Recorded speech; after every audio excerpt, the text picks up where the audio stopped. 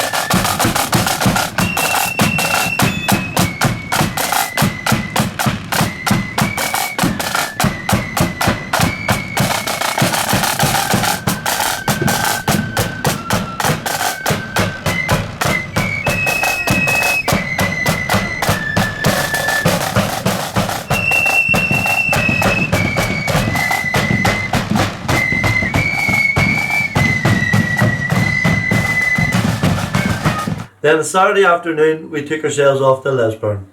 It was Lisburn Young Defenders Annual Indoor Festival. This year it's seen Melody and Blood and Thunder come together. So in the afternoon we stayed to hear the Melody bands, and the Blood and Thunder were at the evening. We took ourselves off and we got too late. We're too old. Anyway, if you want to see more clips of the festival, make sure you check out Lisburn Young Defenders YouTube channel. They have lots of clips on there that you don't normally see on social media. And they also have clips of their festival going back from several years. The festival, as you'll hear in the interview coming up later in the show, has been running now for 25 years. So there's plenty of coverage out there of them.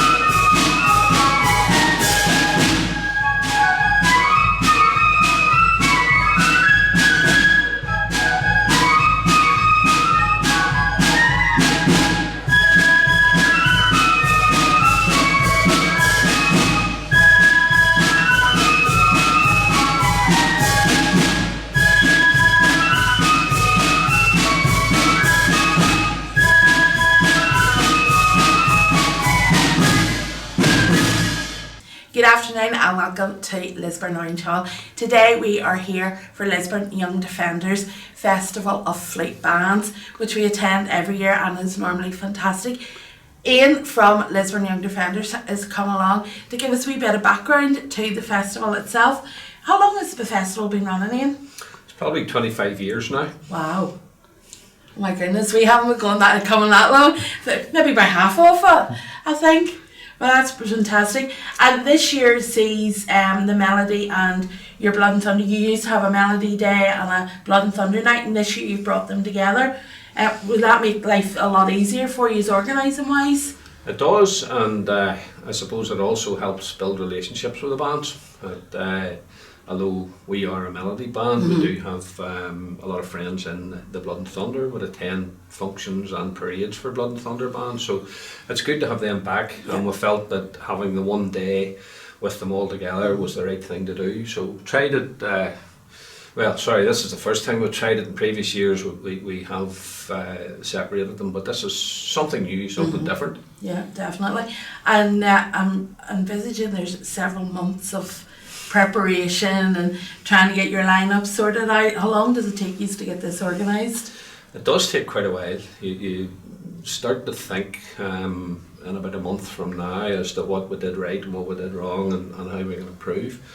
And then normally comes about Christmas time that you would pop out the invites. Yeah. But there's an awful lot to do. You've got to get the hall booked, you've arrangements to make, and the calibre of bands that we have here today, those are bands that are very much in demand.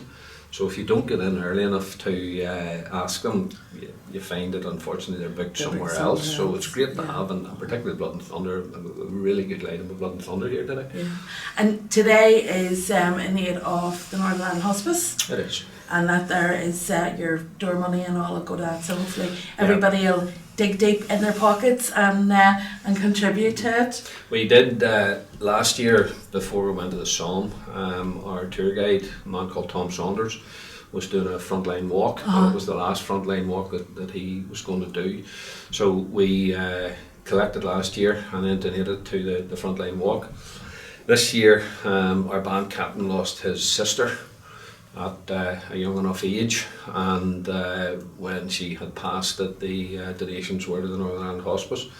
So having a chat between us, we thought it was the right thing to do, just to provide a bit of support, because she was a great supporter of the band, would always have commented on things on Facebook and really took an interest. So it's really in Jeanette's memory that we're doing this today. Fantastic. So once the festival's over, we're now focusing on getting back out onto the road. Have you got a busy calendar ahead of you? We've done 4 functions already this year. Wow. 1 parade, 3 indoors, and we have a parade next weekend for the UDR in Lisburn. Following on from that, it will be going back to support all the bands that are here today. And from our own point of view, since COVID, we've worked quite hard. We've actually attracted a few people who had been in Blood and Thunder bands, who have stepped into the melody scene. So again this year, the fact that we've had a few indoors to let them get bedded in, it's a very daunting thing, and this stage over the years has allowed bands to bring some younger members in to get them bedded into what it's like to play a big arena.